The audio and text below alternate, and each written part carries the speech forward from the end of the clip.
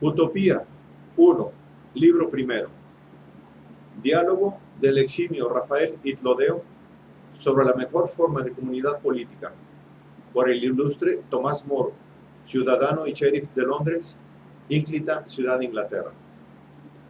No ha mucho tiempo hubo una serie de asuntos importantes entre el invicto rey de Inglaterra, Enrique VIII, príncipe de un genio raro y superior, y el serenísimo príncipe de Castilla, Carlos.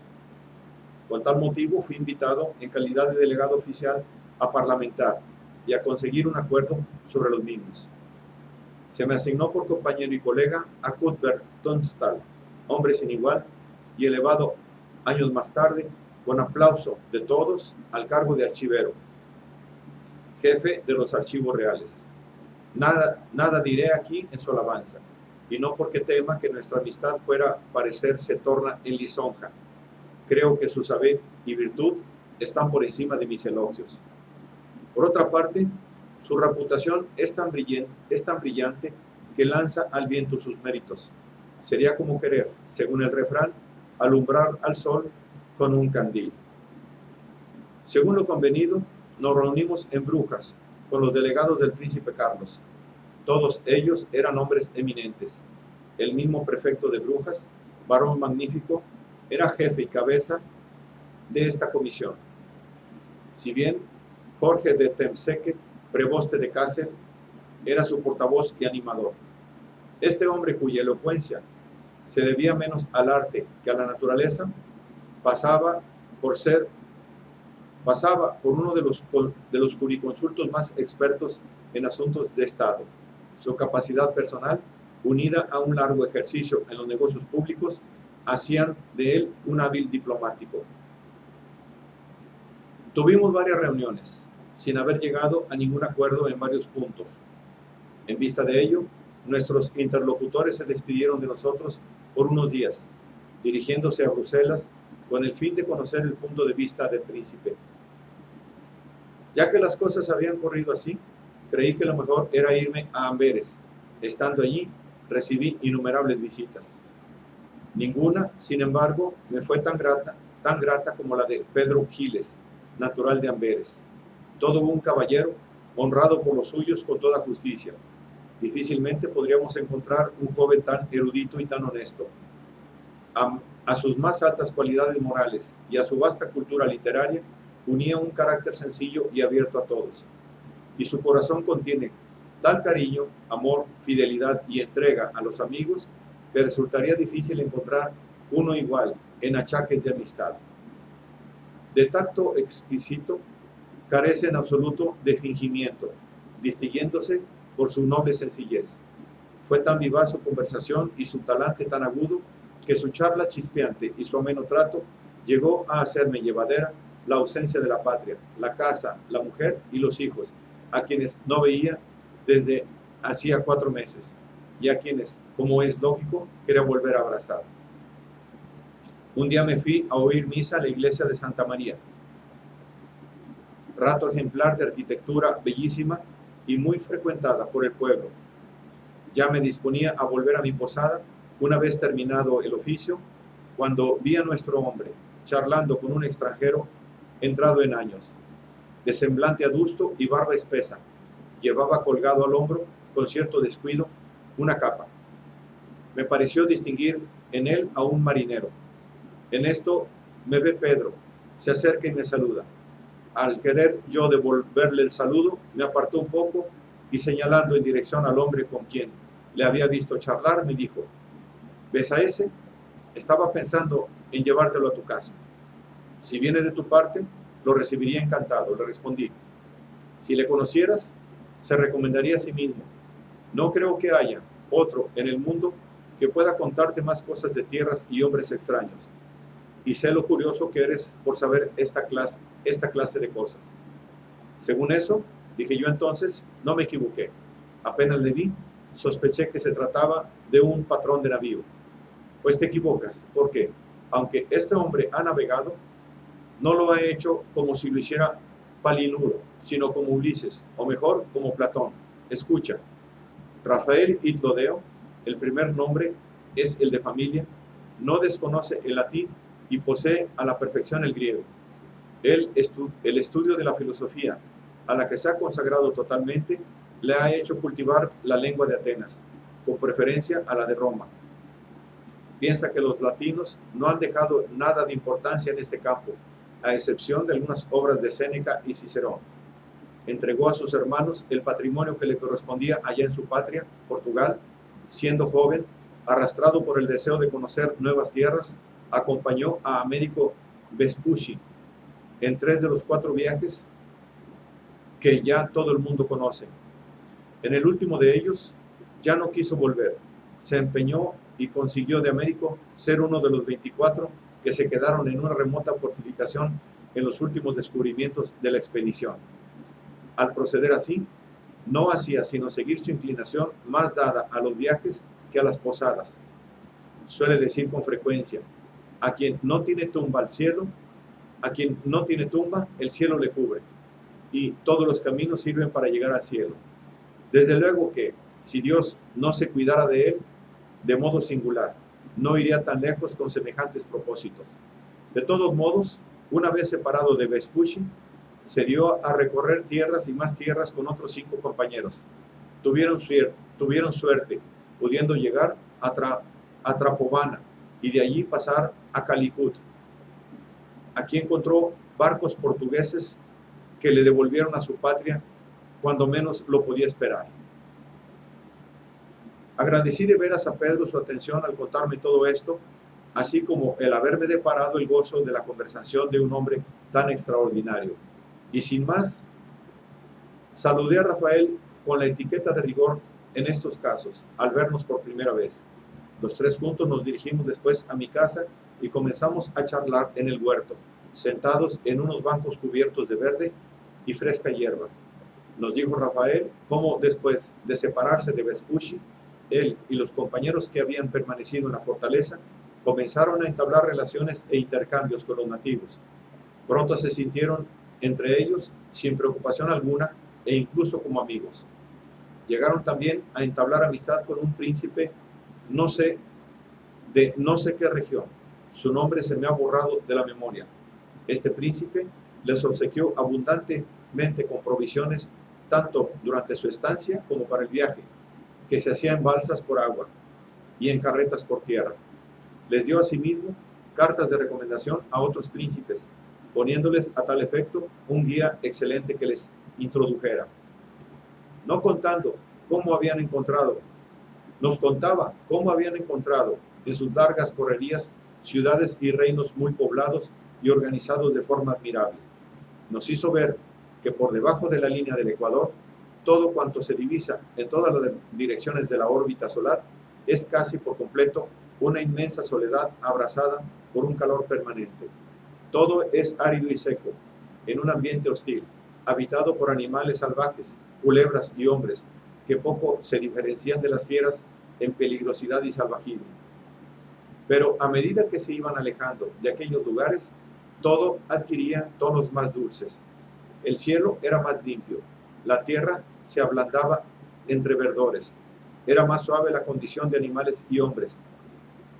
Otra vez se encontraban fortalezas, ciudades y reinos que mantienen comercio constante por mar y por tierra, no solo entre sí, sino también con países lejanos.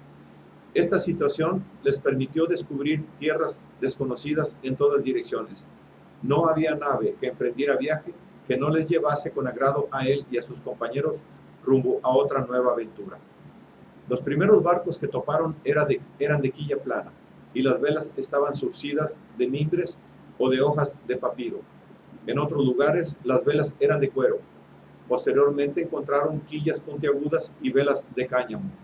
Y por fin barcos iguales a los nuestros. Los marinos eran expertos conocedores del mar y del firmamento. Su reputación entre ellos creció de manera extraordinaria cuando les enseñó el manejo de la brújula que no conocían.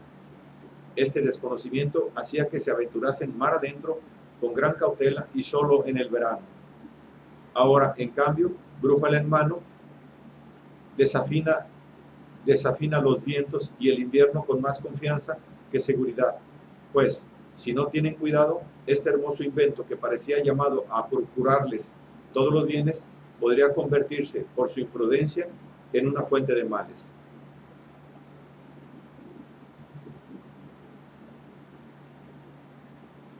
Me alegraría demasiado en contaros todo lo que nos dijo haber visto en aquellos lugares. Por otra parte, no es este el objeto de este libro.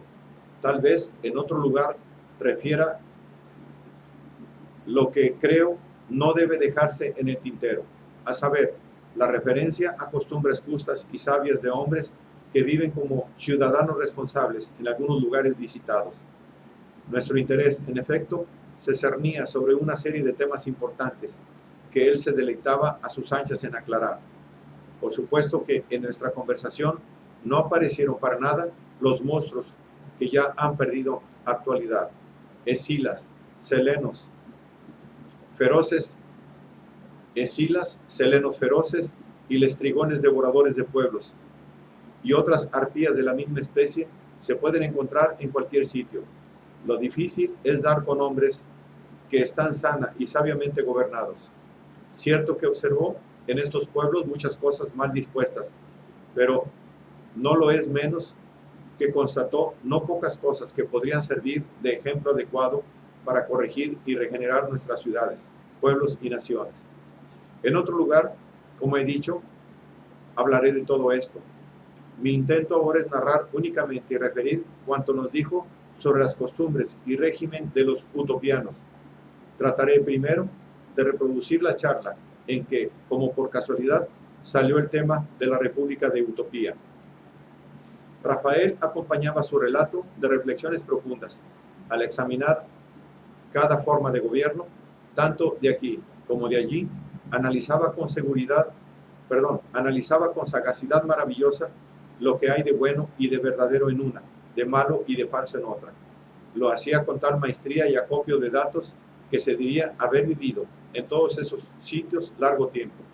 Pedro, lleno de admiración por un hombre así, le dijo: me extraña, mi querido Rafael, que siendo el que eres y dada tu ciencia y conocimientos de lugares y hombres, no te hayas colocado al servicio de alguno de esos reyes.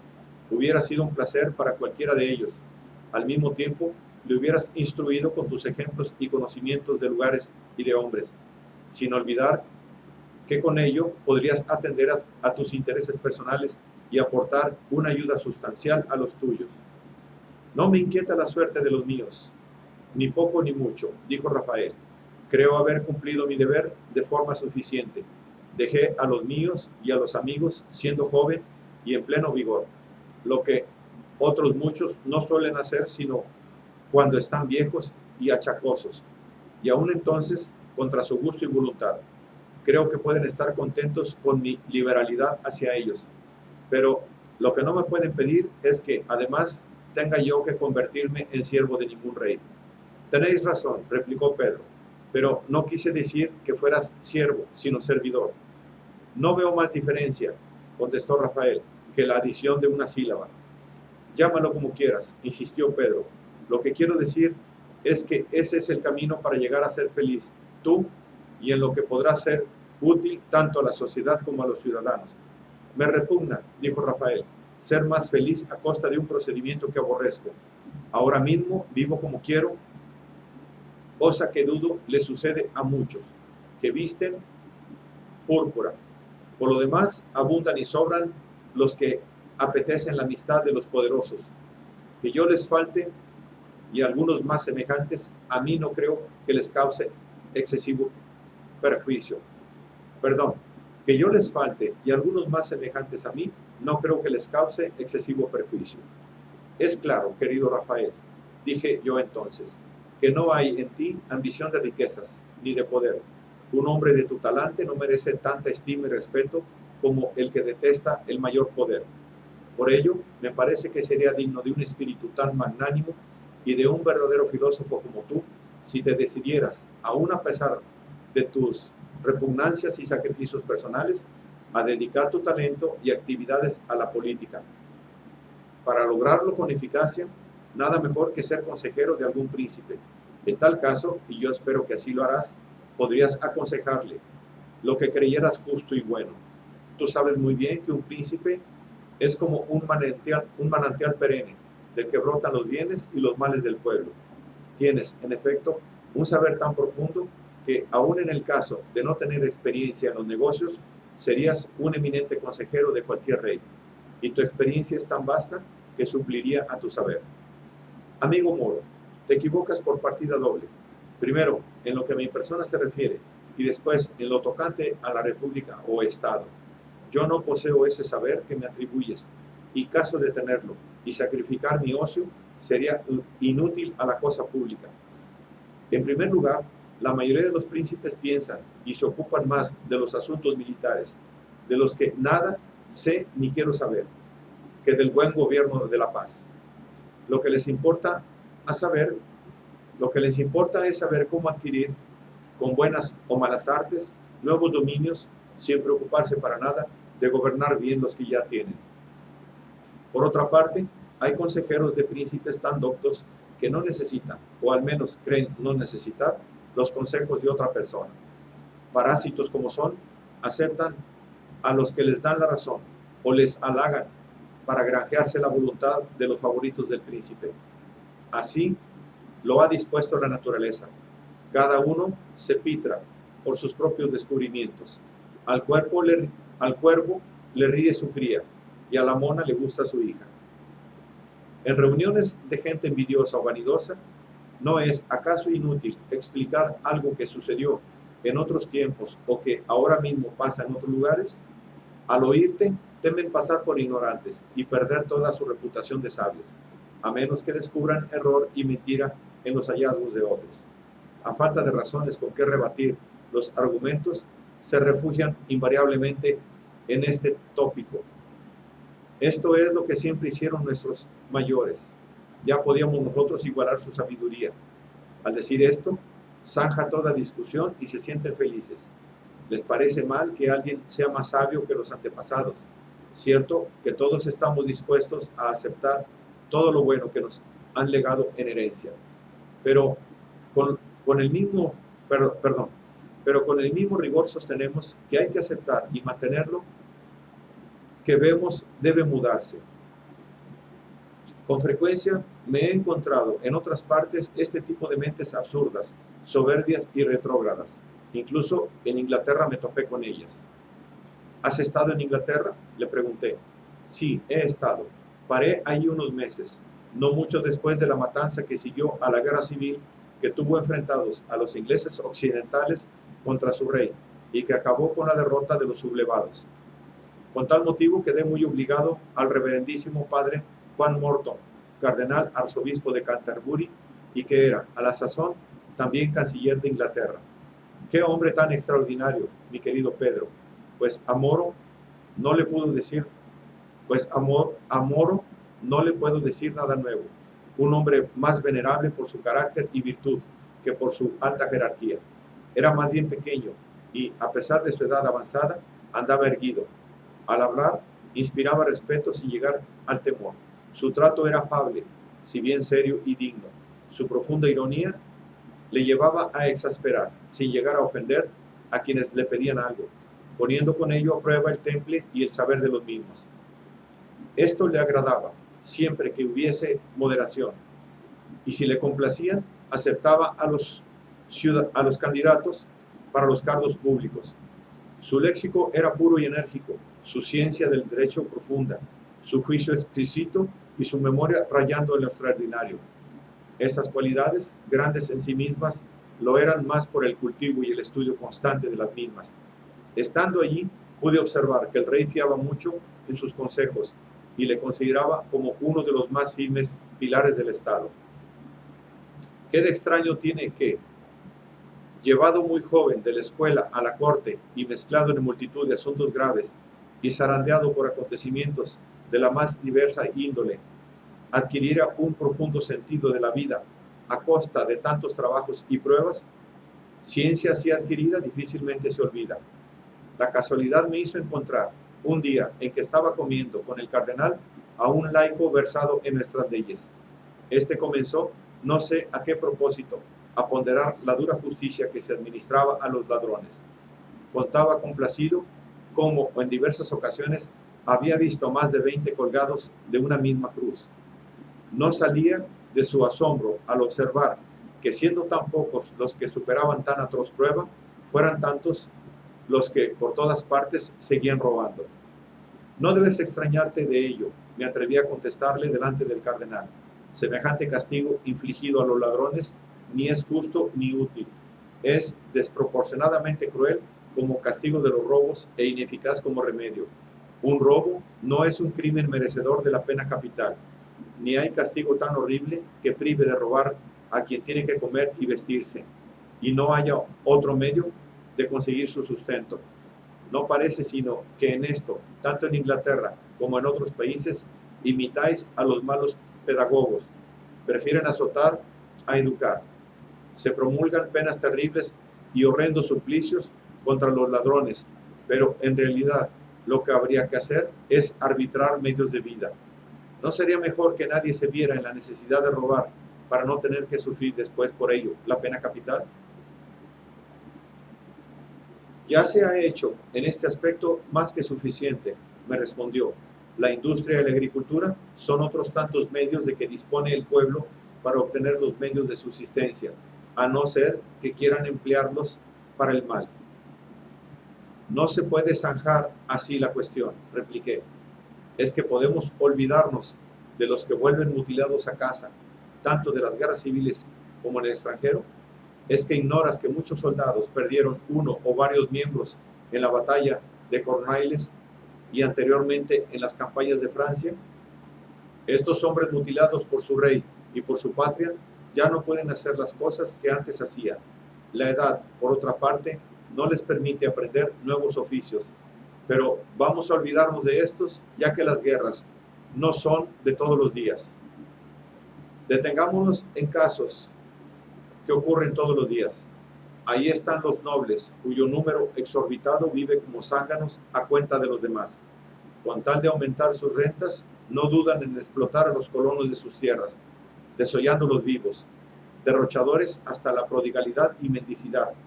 Es el único tipo de administración que conocen, pero además se rodean de hombres haraganes que nunca se han preocupado de saber ni aprender ningún modo de vivir y trabajar.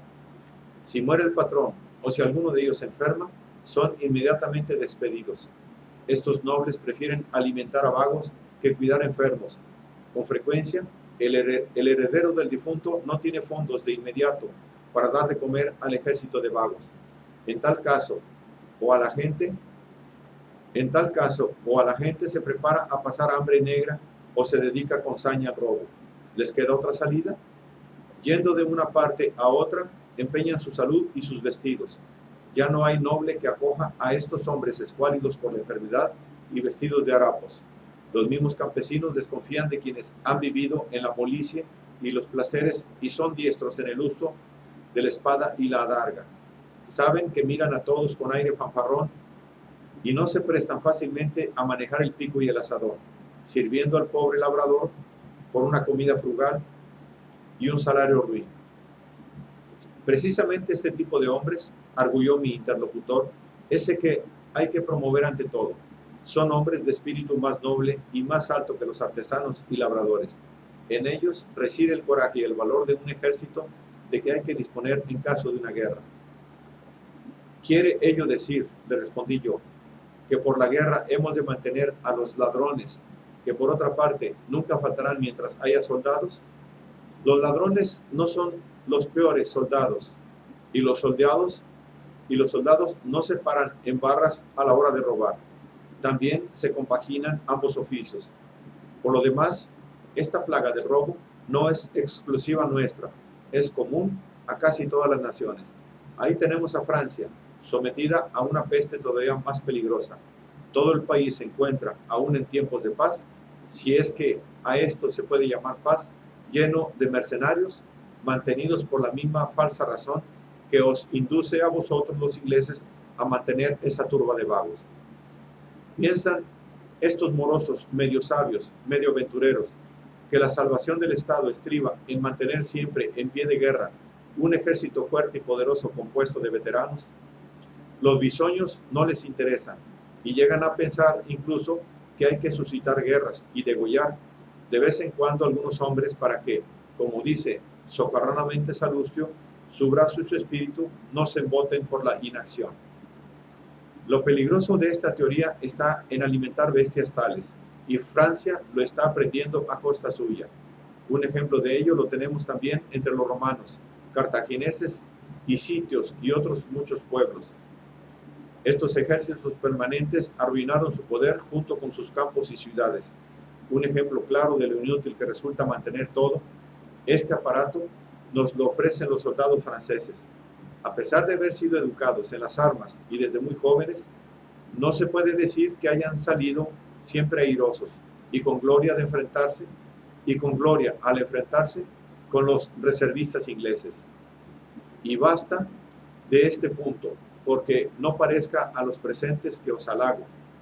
Por otra parte, difícilmente puedo creer que los artesanos o los rudos y sufridos campesinos tengan que temer gran cosa de los ociosos criados de los nobles. Quizás algunos de cuerpo débil y faltos de arrojo, así como agotados por la miseria familiar, porque has de saber que los cuerpos robustos y bien comidos, solo a estos corrompen los señores, se debilitan con la pereza y se ablandan con ocupaciones casi mujeriles. Pero el peligro de afeminamiento desaparece si se les enseña un oficio que les permita vivir y ocuparse en trabajos varoniles. Todo considerado, no veo manera de justificar esa inmensa turba de perezosos por la simple posibilidad de que puede estallar una guerra que se podría siempre evitar, si es que de verdad se quiere la paz, tesoro más preciado que la guerra. Hay además otras causas del robo. Existe otra, a mi juicio, que es peculiar de vuestro país. ¿Cuál es?, pregunté al cardenal. Las ovejas, contesté, vuestras ovejas, tan mansas y tan acostumbradas a alimentarse con sobriedad, son ahora, según dicen, tan voraces y asilvestradas que devoran hasta a los mismos hombres, devastando campos y asolando casas y aldeas.